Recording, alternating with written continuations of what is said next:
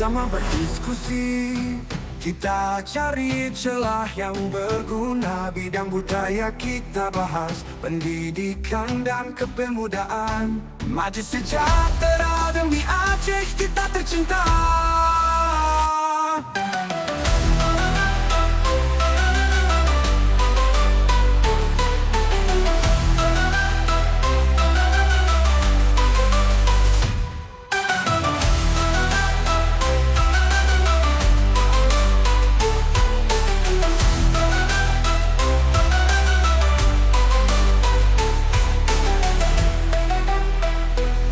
Bersama berdiskusi, kita cari celah yang berguna. Bidang budaya kita bahas, pendidikan dan kepemudaan. Maju sejahtera demi Aceh kita tercinta.